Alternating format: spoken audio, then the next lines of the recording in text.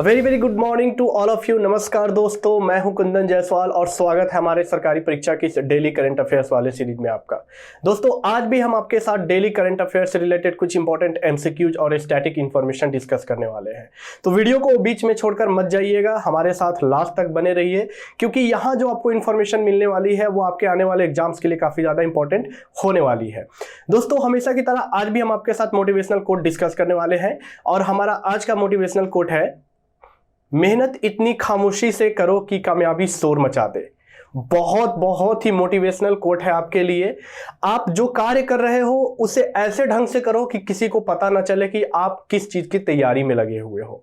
जब आप कामयाब हो जाओगे तो लोग को खुद ब खुद पता चल जाएगा कि आप किस चीज की तैयारी में लगे थे, आपने कितनी मेहनत की और किसका परिणाम आपने दिया है।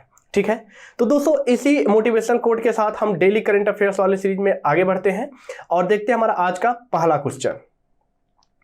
विच of the following tabla maestro has recently been awarded the Sangeet Natak academy fellowship. निम्नलिखित में से किस तबला वादक को हाल ही में संगीत नाटक अकादमी फेलोशिप से सम्मानित किया गया है? हमारे ऑप्शन है, option A Anindya Chatterjee, option B Zakir Hussain, option C Trilok Gurtu, option D Tanmay Bose. तो हम सही जवाब देखते हैं। हमारा सही जवाब है ऑप्शन बी जाकिर हुसैन। जी, हाल ही में संगीत नाटक अकादमी फेलोशिप में तबला वादक जाकिर हुसैन को सम्मानित किया गया है। बाकी के जितने भी यहाँ पे आपको ऑप्शन दिख रहे हैं, अनिंदय चटर्जी, त्रिलोक गुरुतु और तन्मय बोस, ये भी भारत के बहुत ही प्रख्यात तबला वादक में से एक है। दोस्तों अभी हाल ही में हमारे देश के वाइस प्रेसिडेंट श्री वेंकैया नायडू के द्वारा संगीत नाटक एकेडमी फेलोशिप और संगीत नाटक अवार्ड का जो है पुरस्कार दिया गया है। कितने लोगों को दिया गया है? 43 अवार्डी को दिया गया है पुरस्कार। साथ ही साथ जो है फेलोशिप और नेशनल अवार्ड्स ऑफ ललित कला अकेडमी का भी पुरस्कार इन्होंने जो है वो 23 लोगों को सम्मानित किया है। ये है जितने भी नाटक एकेडमी और ललित कला अकेडमी के जो पुरस्कृत है, ये यहाँ पे हमारे देश के वाइस प्रेसिडेंट के साथ बैठे हुए हैं। ठीक है, आगे बढ़ते हैं, देखते हैं हमारा अगला सवाल। Union minister Bhupendra Yadav has chaired the 20th meeting of the national tiger conservation authority in which tiger reserve. केंद्रीय मंत्री भूपेंद्र यादव ने किस टाइगर रिजर्व में राष्ट्रीय बाघ संरक्षण प्राधिकरण की 20वीं बैठक की अध्यक्षता की है? हमारे ऑप्शन है, option A Nagarjuna Srisailam, option B Namdapha बाघ अभयारण्य, ऑप्शन सी कमलंग बाघ अभयारण्य या ऑप्शन डी पक्के बाघ अभयारण्य। तो हम सही जवाब देखते हैं। हमारा सही जवाब है ऑप्शन डी यानी कि पक्के टाइगर रिजर्व। जी, पक्के टाइगर रिजर्व में अभी हाल ही में हमारे देश के केंद्रीय मंत्री भूपेंद्र यादव के द्वारा जो है राष्ट्रीय बाघ संरक्षण प्राधिकरण की 20वीं बैठक की अध्यक्षता इन्होंने की है। ठीक है, भूपेंद्र यादव हमारे देश के कौन से यूनियन मिनिस्टर है? तो union minister for environment, forest and climate change, जिन्होंने इसकी अध्यक्षता की है। और पक्के टाइगर रिजर्व की बात कर ले, जहां पे इसकी अध्यक्षता यानी मीटिंग हुई है, वो अरुणाचल प्रदेश में सिचुएटेड है। ठीक है, और ये हिस्ट्री में पहली बार हो रहा है जब जो है NTCA यानी कि नेशनल टाइगर कंजर्वेशन अथॉरिटी की जो मीटिंग हो रही है वो हमारे देश के नेशनल कैपिटल से बाहर किसी जो है वो टाइगर रिजर्व में की जा रही है। ठीक है, ये जो मीटिंग की गई है बेसिकली टाइगर के कंजर्वेशन से रिलेटेड जो है इसमें फैसले लिए गए हैं। आगे बढ़ते हैं, देखते हैं हमारा अगला सवाल। Who is the author of not just a night watchman my innings in the BCCI? Not just a night watchman my innings in the BCCI के लेखक कौन है? हमारे ऑप्शन है, option A Sourav Ganguly, option B जयसा, ऑप्शन सी विनोद राय या option D Vinod Kambli. तो हम सही जवाब देखते हैं। हमारा सही जवाब है ऑप्शन सी विनोद राय। जी, विनोद राय ने एक पुस्तक की रचना की है। इस पुस्तक का नाम है not just a night watchman my innings in the BCCI। ठीक है, अगर हम विनोद राय की बात करें तो ये हमारे देश के 11th comptroller and auditor general हमारे देश के रह चुके हैं।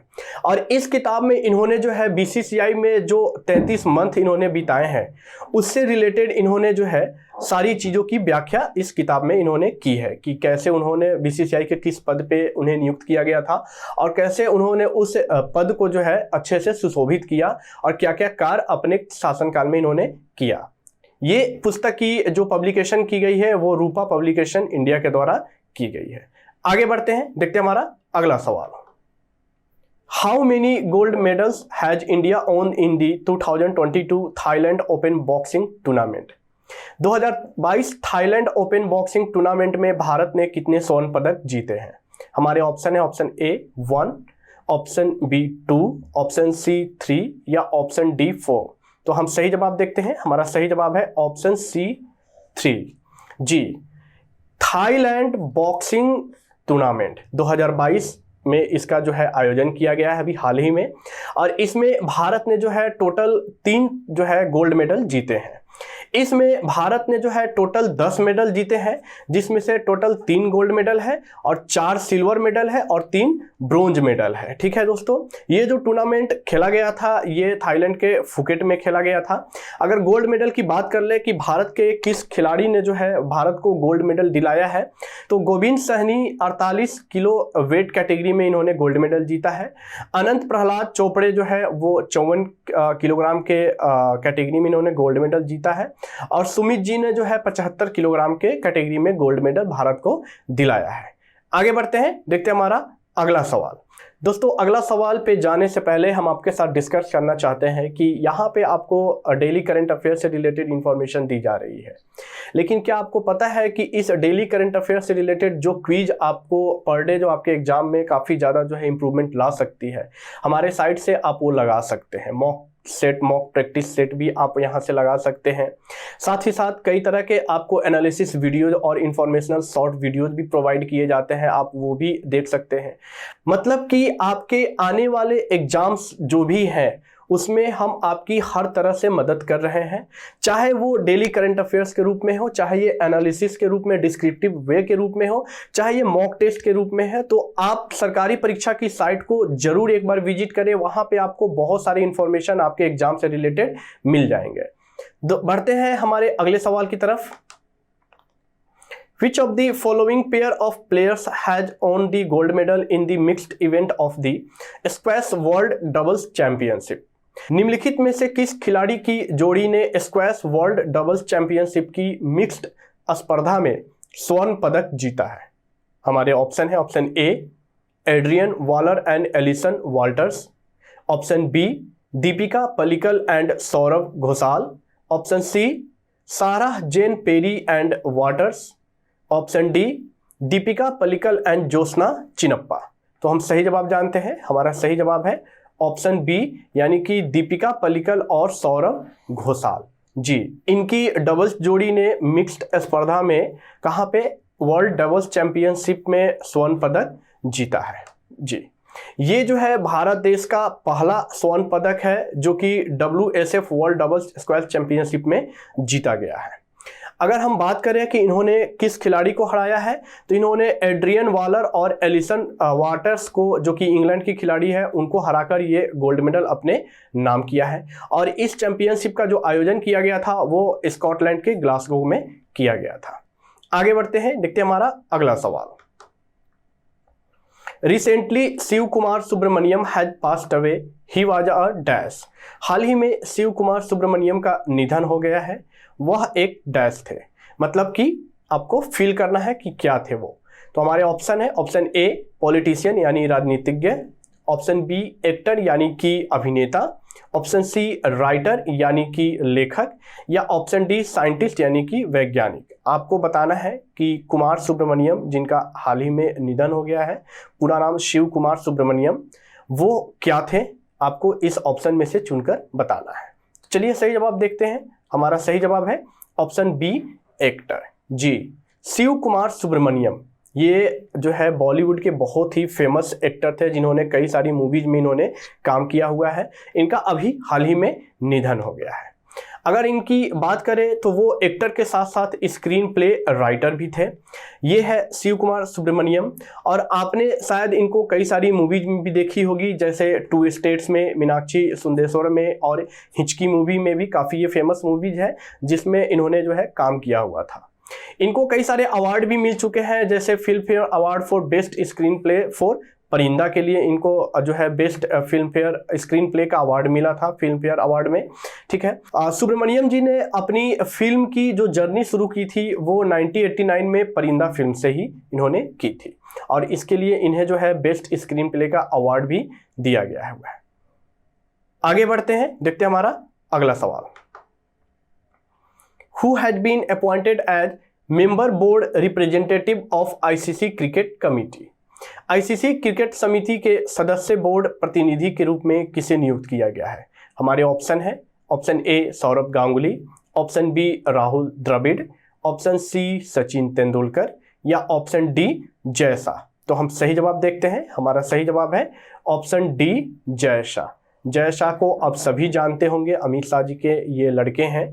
इनको अभी हाल ही में आईसीसी क्रिकेट कमेटी के मेंबर बोर्ड रिप्रेजेंटेटिव के तौर पे जो है इन्हें नियुक्त किया गया है, ठीक है।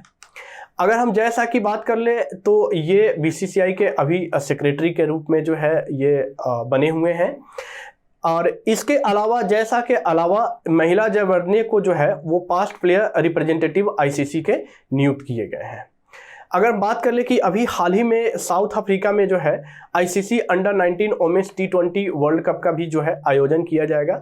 ये जय शाह को जो अपॉइंटमेंट किया गया है उसी मीटिंग में ये भी डिसीजन लिया गया है कि जो अंडर 19 वोमेन्स T20 का आईसीसी चैंपियनशिप होगा वो साउथ अफ्रीका होस्ट करेगा, ठीक है। आईसीसी यानी कि इंटरनेशनल क्रिकेट काउंसिल, और इसके चेयरमैन है ग्रेग बार्कले और इसके सीईओ है जॉफ एलार्डिस, ठीक है। नाम याद रखिएगा, काफी ज्यादा इंपॉर्टेंट है। आगे बढ़ते हैं, देखते हैं हमारा अगला सवाल। What is the name of India's first polycentric prosthetic knee? Bharat के पहले पॉलीसेंट्रिक प्रोस्थेटिक घुटने का नाम क्या है? हमारे ऑप्शन है, ऑप्शन ए घुटना, ऑप्शन बी कदम, ऑप्शन सी पटेला या ऑप्शन डी टखना। जी, नाम काफ़ी कॉमन है और आपसे अननोन भी है, बट हमें बताना है कि उसका नाम क्या रखा गया है भारत के पहले पॉलीसेंट्रिक प्रोस्थेटिक घुटने का। हमारे ऑप्शन आपको दिख चुके हैं, मिल चुके हैं। अब मैं आपको सही जवाब बताता हूं। सही जवाब है ऑप्शन बी कदम। जी, ये भारत के पहले पॉलीसेंट्रिक प्रोस्थेटिक घुटने का नाम है कदम, ठीक है। ये पहला भारत का प्रोस्थेटिक नी है जो कि पॉलीसेंट्रिक है, यानी कि 4 बार है, यानी ये चारों दिशा में जो है इसे मूव किया जा सकता है, ठीक है। और इसकी जो डेवलपमेंट की गई है वो हमारे भारत देश में ही की गई है, इसीलिए भारत का पहला जो है ये पॉलीसेंट्रिक प्रोस्थेटिक नी है बोला जा रहा है इसे, क्योंकि इसकी जो खासियत है यानी कि फीचर्स है ये है कि आप जिसके भी पैर नहीं होते हैं यानी कट जाते हैं, उसमें इस नी को लगाने से वो अब अच्छे से जो है वो चल सकते हैं, वॉक कर सकते हैं, और यहाँ तक कि अब वो रन भी कर सकते हैं, क्योंकि इसकी मूवमेंट चारों दिशा में हो रही है जैसा कि हमारे पैर वगैरह में होते हैं, ठीक है। और इसको जो डेवलप किया गया है यानी इसको जो बनाया गया है वो आईआईटी मद्रास के रिसर्चर के द्वारा जो है इसे बनाया गया है, ठीक है। आगे बढ़ते हैं, देखते हैं हमारा अगला सवाल। Which country has recently successfully conducted a flight test of a ballistic missile named Shaheen 3? किस देश ने शाहीन 3 नामक बैलिस्टिक मिसाइल का हाल ही में सफल उड़ान का परीक्षण किया है? हमारे ऑप्शन है, option A Israel, option B Pakistan, option C Iran या ऑप्शन डी इराक। तो हम सही जवाब देखते हैं। हमारा सही जवाब है ऑप्शन बी पाकिस्तान। जी, पाकिस्तान देश ने, जो कि हमारे भारत का पड़ोसी देश है, अभी हाल ही में शाहीन 3 नामक बैलिस्टिक मिसाइल का इन्होंने सफल परीक्षण कर लिया है। शाहीन 3 बैलिस्टिक मिसाइल की बात करें तो ये सरफेस से सरफेस पे जो है वार करने वाली एक तरह की बैलिस्टिक मिसाइल है। इसकी अगर मारक क्षमता की बात कर ले तो बताई जा रही है कि अप टू 2750 किलोमीटर यानी कि ये 2750 किलोमीटर तक जो है वो वार कर सकती है। अगर हम शाहीन 3 यानी कि ये तो शाहीन की वेरिएंट है, अगर हम शाहीन की बात करें तो पाकिस्तान ने इसे पहले 2015 में जो है इसका पहला टेस्टिंग किया था, और इससे अभी हाल ही में पिछले साल जो है पाकिस्तान ने बाबर क्रूज मिसाइल 1B का भी जो है इन्होंने टेस्टिंग किया था। और आपको ये नाम भी याद रखने हैं क्योंकि मिसाइल के टर्म में ये नाम भी पूछे जाते हैं कि बाबर क्रूज मिसाइल कहाँ का मिसाइल है, या पिछले साल जो है इसकी जो सक्सेसफुली जो प्रक्षेपण हुआ है वो किस देश के द्वारा किया गया है। तो ये भी जो है मिसाइल सिस्टम पाकिस्तान के द्वारा ही किया गया था, ठीक है। आगे बढ़ते हैं और देखते हैं हमारा आज का डेली करंट अफेयर से related last question. Which of the following rocket system has been successfully flight tested by DRDO and Indian Army? निम्नलिखित में से किस रॉकेट सिस्टम का DRDO और भारतीय सेना द्वारा सफलतापूर्वक उड़ान परीक्षण किया गया है? हमारे ऑप्शन है option A BrahMos, option B Akash, option C Pinaka या ऑप्शन डी अग्नि। आपको बताना है कि हमारे DRDO और इंडियन आर्मी के द्वारा जिस रॉकेट सिस्टम का जो है सफलतापूर्वक परीक्षण किया गया है उसका नाम क्या है। चलिए जानते हैं उसका नाम क्या है। उसका नाम है ऑप्शन सी यानी कि पिनाका। जी, पिनाका रॉकेट सिस्टम का अभी हाल ही में DRDO और भारतीय सेना के द्वारा सफलतापूर्वक जो है इसका परीक्षण कर लिया गया है। ये पिनाका रॉकेट सिस्टम का Pinaka MK1 enhanced rocket system variant का जो है सफल परीक्षण किया गया है। साथ ही में पिनाका एरिया डिनायल म्यूनिशन का भी जो है वो सफलतापूर्वक परीक्षण कर लिया गया है। अगर हम जो है इनहांस्ड पिनाका रॉकेट सिस्टम की बात करें तो ये पिनाका का जो है अपग्रेडेड वर्जन है, ठीक है। और इसकी जो टेस्टिंग की गई यानी सफलतापूर्वक जो प्रक्षेपण यानी परीक्षण किया गया है वो पोखरण फायरिंग रेंज राजस्थान से किया गया है, ठीक है। कहाँ पे है? राजस्थान में, ठीक है। और इसकी जो डेवलपमेंट की गई थी, इसको जो डेवलप किया था वो armament research and development establishment के द्वारा, जो कि पुणे में स्थित है, उसके द्वारा इस रॉकेट सिस्टम को डेवलप किया गया था। तो दोस्तों ये थे हमारे आज के कुछ डेली करंट अफेयर से रिलेटेड इंपॉर्टेंट MCQs और कुछ स्टैटिक इंफॉर्मेशन जो आपके एग्जाम्स के लिए काफ़ी ज़्यादा इंपॉर्टेंट है। अगर आप इसकी और भी डिटेल्स जानकारी चाहते हैं या और भी न्यूज एनालिसिस, वीकली न्यूज या वन लाइनर से रिलेटेड इंफॉर्मेशन चाहते हैं तो आप हमारे सरकारी परीक्षा के वेबसाइट को विजिट कर सकते हैं। साथ ही साथ आप किसी भी सोशल मीडिया, चाहे वो फेसबुक, ट्विटर, टेलीग्राम, किसी भी सोशल मीडिया से आप जुड़े हैं तो हम वहाँ भी अवेलेबल है। हम वहाँ भी आपको कई रूप में जो है इंफॉर्मेशन प्रोवाइड करते रहते हैं। दोस्तों अगर आपको ये वीडियो पसंद आया है तो आप लाइक करें, अपने फ्रेंड्स, अपने रिलेटिव्स के साथ जो एग्जाम की तैयारी कर रहे हैं उनके साथ अवश्य शेयर करें। साथ ही साथ हमें कमेंट करके जरूर बताएं कि आपको ये वीडियो कैसा लगा। दोस्तों अगर आप इस चैनल पे नए हैं तो इस चैनल को सब्सक्राइब कर ले और साथ ही साथ बगल के बेल आइकन को भी जरूर प्रेस कर ले ताकि हमारे आने वाली जो नेक्स्ट वीडियो है उसकी नोटिफिकेशन सबसे पहले आप तक पहुंच सके। दोस्तों अच्छे से पढ़ते रहिए, एग्जाम का महीना चल रहा है, मंथ चल रहा है, इसमें आपकी तैयारी ही आपके लिए जो है वो सफलता का कुंजी होने वाली है। तो अच्छे ढंग से कम समय में अच्छा प्रिपरेशन करेंगे तो ही आप इस एग्जाम में सफल हो सकते हैं। मिलते हैं हम आपसे अगले वीडियोज के लिए, तब तक आप अपनी पढ़ाई को जारी रखें। धन्यवाद।